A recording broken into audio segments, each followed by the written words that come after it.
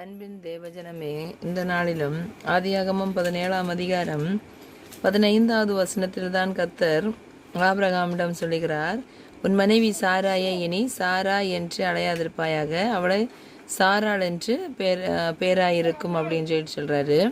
அது மட்டும் இல்லை, நான் அவளை ஆசீர்வதித்து அவளாலே உனக்கு ஒரு குமாரனையும் தருவேன், அவள் ஜாதிகளுக்கு தாயாகவும் அவளாலே ஜாதிகளின் ராஜாக்கள் உண்டாகவும் அவளை ஆசீர்வதிப்பேன் அப்படின்னு சொல்றாரு.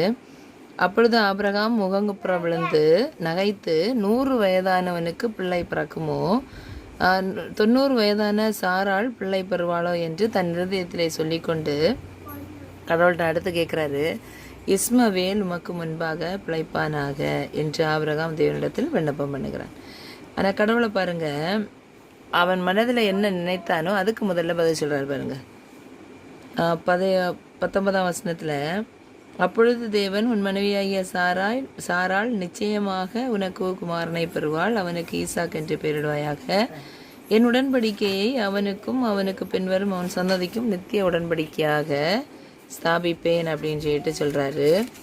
அதோட இஸ்மவேலுக்காக நீ செய்த விண்ணப்பத்தையும் கேட்டேன், நான் அவனை ஆசிரியத்து அவனை மிகவும் அதிகமாக பெருகவும் பண்ணுவேன் அப்படின்னு சொல்லிட்டு அவன் 12 பிரபுக்களை பெறுவான், அவனை பெரிய ஜாதியாக்குவேன் அப்படின்னு சொல்லிட்டு இஸ்மவேலுக்கும் ஆசீர்வாதத்தை கொடுக்குறாரு.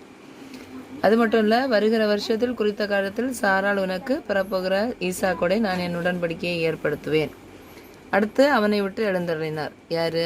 கர்த்தர். அப்பொழுது ஆபிரகாம் தன் குமாரனாகிய இஸ்மவேலையும் தன் வீட்டிலே பிறந்த யாவரையும் தன் பணத்துக்கு கொண்ட, அதாவது அடுத்து உடன்படிக்கை செய்த அடையாளமாக விருத்த சேதனம் பண்ணணும்னு சொன்னதுனால இவரோட யார் ஆபிரகாமோட 99வது வயசில் ஆபிரகாமுக்கும் இஸ்மவேலுக்கும் ஒரே நாளில் விருத்த சேதனம் செய்யப்படுகிறது. அப்போது இவருக்கு 99 வயசு, இஸ்மவேலுக்கு என்ன வயசு அப்படின்னா 13.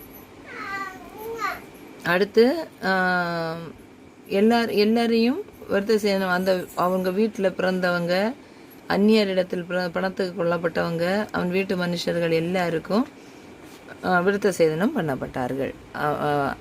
பிரியமானவர்களே, கடவுள் சொல்கிறத ஆபிரகாம் நகைக்கிறார். கடவுள் நேராக வந்து அவர்கிட்ட சொல்லும்போது, உனக்கு ஒரு குழந்தையை தருவேன் அப்படின்னு சொல்லும்போது, எந்த வயசில் எங்களுக்கு இந்த பாக்கியம் கிடைக்குமா அப்படின்னு சொல்லிட்டு நகைக்கிறாரு. கடவுள் அதை வாய்க்க பண்ணுவார் வருகின்ற அதிகாரத்திலே. இனி பார்த்திங்கன்னா, நம்மளும் சில நேரங்களில் நமக்கு இனிமே ஒரு லைஃப் உண்டா, இனிமே என்னத்தை கிடைக்க போகுது அப்படின்னு சொல்லிட்டு சோர்ந்து போவதுண்டு. சோர்ந்து போகாதீங்க.